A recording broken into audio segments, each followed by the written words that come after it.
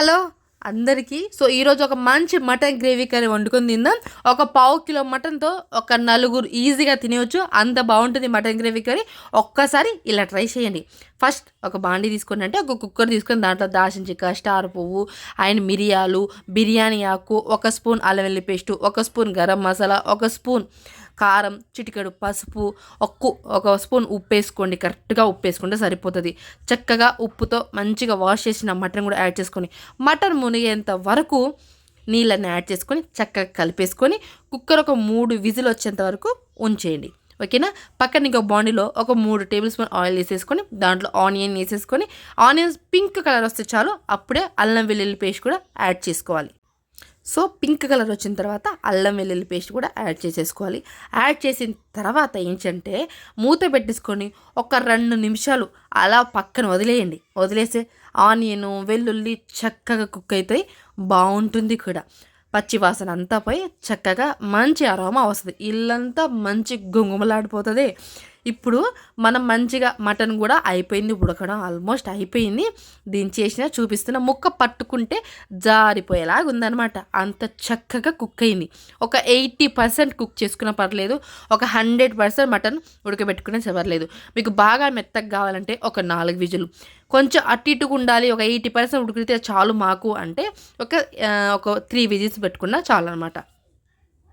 అల్లం వెల్లుల్లి paste, onions చక్కగా మగ్గింది. ఒక 3 మీడియం సైజ్ టమాటాలని చక్కగా ప్యూరీ లాగా చేసేసుకొని అది కూడా యాడ్ చేసేసుకొని దాన్ని చక్కగా కలిపేసుకొని ఆయిల్ బయటకు వచ్చేంత వరకు దాన్ని అలా వదిలేయండి. వచ్చిన తర్వాత దాన్ని కలిపేయండి. చక్కగా కలపండి. కలపడం చాలా ఇంపార్టెంట్. మెయిన్ ఏంటంటే టమాటా పచ్చి వాసన పోవాలి. అప్పుడే మటన్ గ్రేవీ కర్రీ కూడా చాలా బాగుంటుంది అండ్ చక్కగా మంచిగా ఉంటుంది అనమాట. లేకపోతే పచ్చి వాసనలాగా మంచి ఫ్లేవర్ అనేది బెడ్స్ కొడుతుంది అనమాట. ఈ చిన్న మిస్టేక్ అయితే మీరు మిస్ అవ్వకండి. ఇది మెయిన్. చక్కగా కలిపేసుకొని చుట్టూంతా కలిపేసుకొని, ఎందుకంటే మనం ఆనియన్ కొంచెం వెల్లుల్లి కొంచెం ఎక్కువసేపు ఫ్రై చేసాం కదా, అందుకని సైడ్లో అలా అంటుకుపోయింది అనమాట. చూసారు కదా, ఆయిల్ కూడా చక్కగా బయటికి వస్తూ ఉంది. వస్తున్నప్పుడు ఏం చేయాలి, మీరంతా అన్నీ పక్కన పెట్టుకున్న సామాన్లన్నీ మళ్ళీ పసుపు, ఉప్పు, కారం, మటన్ మసాలా, గరం మసాలా, కొత్తిమీర అన్నీ పక్కన పెట్టేసుకొని ఒక్కొక్కటి ఫాస్ట్గా వేసేసుకొని అవన్నీ కలిపేసి ఒక 3 నిమిషాలు అలా వదిలేయాలి దాన్ని.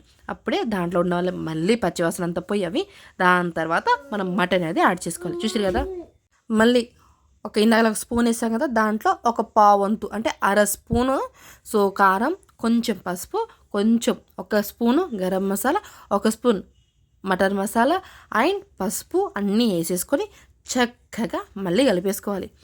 ఇవి మసాలా టమాటా ఎంత మంచి కుక్ అయిందో మసాలా కూడా అంతే కుక్ అవ్వాలి.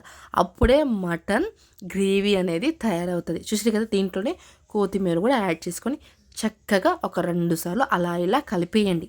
ఓకేనా. కలపడం మేనే అండ్ ఆ ఫ్లేవర్ వస్తూ ఉంటేనే మంచి అరోమా వచ్చి మటన్ గ్రేవీ తయారైనని కొన్ని సిమ్టమ్స్ అనేది తెలుస్తాయి కదా మనకి, అవే అన్నమాట అవి. సో మొత్తానికి అయితే కలిపేసి అలా ఉంచేయండి. మూత పెట్టినా పర్లేదు. మీకు ఎక్కువసేపు థిక్ గ్రేవీ రావాలన్నా టమాటాని మంచిగా చేసుకోవాలి.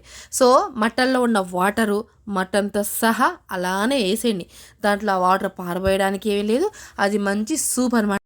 అన్నీ ఒకసారి టేస్ట్ చూసేసుకొని ఉప్పు కారం అన్నీ సెట్ అయిందా లేదా చూసేసుకొని మూత పెట్టేసుకొని చక్కగా ఒక 5-6 నిమిషాల దాకా దాని జోలికి వెళ్ళకుండా అలా వదిలేండి. దాని తర్వాత వచ్చి చూస్తే అసలు చూడ్డానికి ఎంత బాగుంది కదా, చూడడానికి కలర్ఫుల్గా ఎమ్మీగా ఉంది కదా. అంతే, మన మటన్ గ్రేవీ కర్రీ రెడీ అయిపోయింది. మీకు నచ్చితే కంపల్సరీ సబ్స్క్రైబ్ చేసుకోండి.